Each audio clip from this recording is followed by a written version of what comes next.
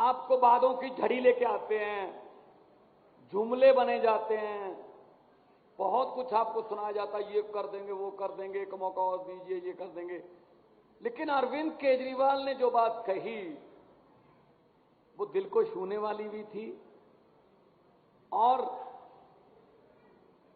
ये बात सुनकर तसल्ली देने वाली बात भी थी कि इस बात को कहने के लिए जिगरा चाहिए।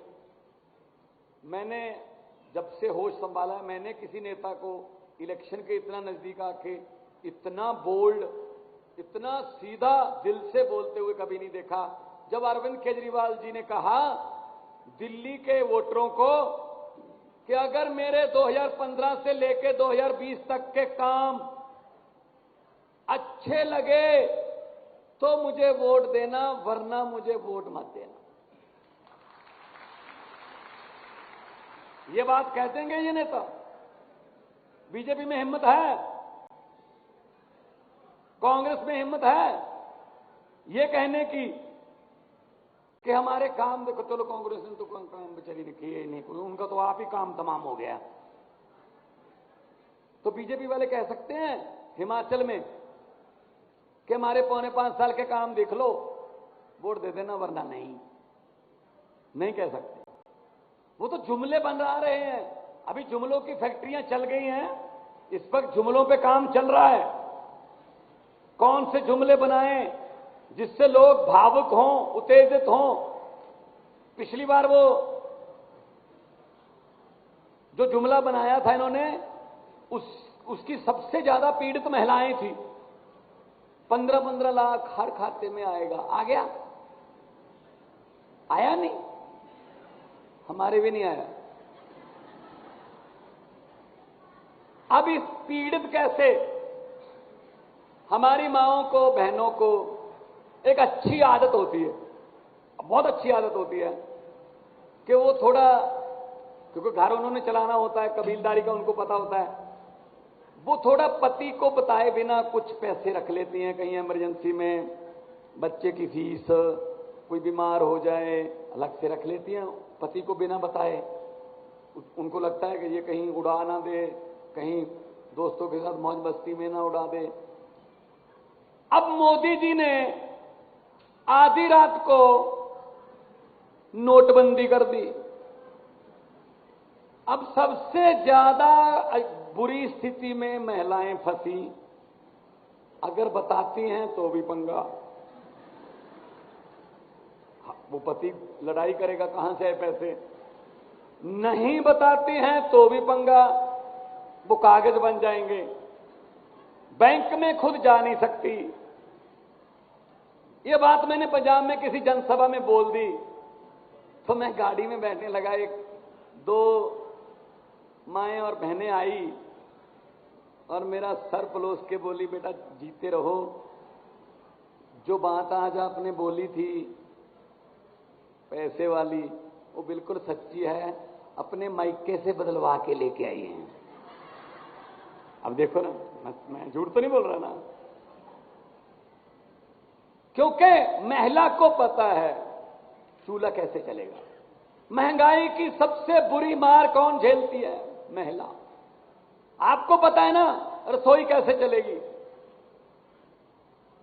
आपको पता है ना सिलेंडर कितने का है, आपको पता है ना नमक मिर्च की कीमत क्या है, क्योंकि आपने चूल्हा चलाना है।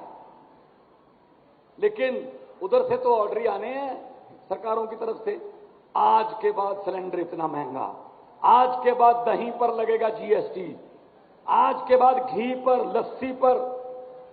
अब सिर्फ सांस लेना ही बच गया है कि सांस पर जीएसटी ना लगा दें कि अगर सांस लोगे तो इतने। हिमाचल में सांस लोगे क्योंकि ऑक्सीजन ज्यादा है, इसलिए हिमाचल को कम सांस दिए जाते हैं। कोटा ना बना दे कहीं सांसों का, ये बना सकते हैं, कुछ भी कर सकते हैं भाई। और लोकतंत्र का गला ऐसा दबा रखा है, बोलने की हिम्मत नहीं कर सकता कोई। ये तो आम आदमी पार्टी है जो इनको थोड़ा बोलती है, वरना ईडी आती है, सीबीआई आती है। मनीष सिसोदिया जी के घर पे ईडी आ गई, पूरा दिन 14 घंटे घर चप्पा चप्पा छान दिया, कुछ नहीं मिला। और उसके बाद कल लॉकर देखने आ गए, कुछ नहीं मिला।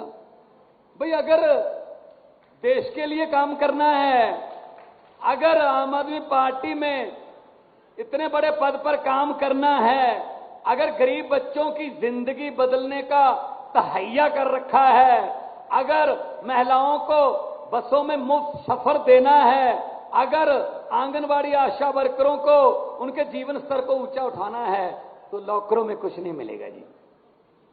लॉकरों में नहीं जाता, फिर वो आपके पास ही आता है। ये फर्क है बस।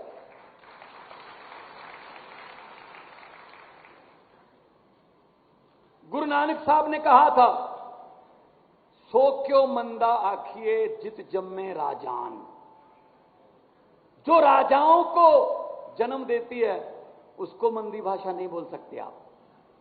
एती मार पई कुरलाने तय की दर्द ना आया, बाबर को बोला था उस वक्त गुरु नानक साहब ने। तो हम उनके वंशज हैं। हमारे गुरुओं ने महिलाओं के पक्ष में, इंसाफ के पक्ष में, जुर्म के खिलाफ आवाजें उठाई हैं। ये कांगड़ा कभी पंजाब का हिस्सा होता था, हिमाचल हमारा छोटा भाई है। हमने लड़ना नहीं है, हमने सबने तरक्की करनी है।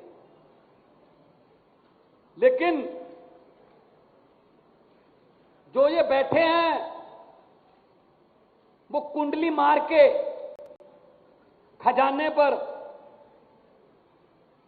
उनके अपने बेटे बेटियों के लिए खजाना कभी भी खाली नहीं होता। कुछ जनता को देना हो, खजाना खाली है।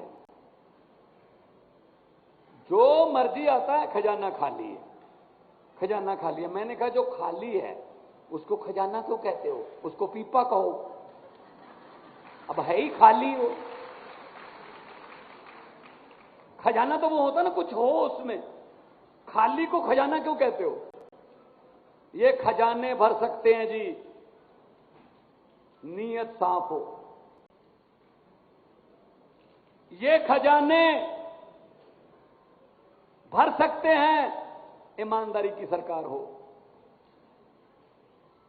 पंजाब में अभी 6 महीने 16 तारीख को होंगे जी, 5.5 महीने हुए हैं सरकार बने हुए। 16 मार्च को मैंने मुख्यमंत्री की शपथ ली थी। सिर्फ 5.5 महीने में हमने 100 मोहल्ला क्लिनिक खोल दिए। यहां 100 से ज्यादा ब्लड का टेस्ट, दवाइयां बिल्कुल फ्री, एमबीबीएस डॉक्टर, एक फार्मासिस्ट, एक नर्स, बिल्कुल फ्री। कोई भी आए, कोई बीपीएल कार्ड का चक्कर नहीं, कोई हरा कार्ड लाल कार्ड का चक्कर नहीं। कोई भी आए, आपके आसपास कोई मोहल्ला क्लिनिक है, आप जाइए, टोकन लीजिए, चेकअप करवाइए। अगर तो मोहल्ला क्लिनिक की दवाई से आपका इलाज होता है तो आप वहीं से ले जाइए। अगर डॉक्टरों ने कहा कि टेस्ट करने हैं, आपका ब्लड ले लिया जाएगा, सैंपल ले लिया जाएगा, अगले दिन रिपोर्ट आएगी, उसके हिसाब से आपको दवाई दे दी जाएगी, वो भी फ्री, और सैंपल भी फ्री, और जो टेस्ट किया वो भी फ्री।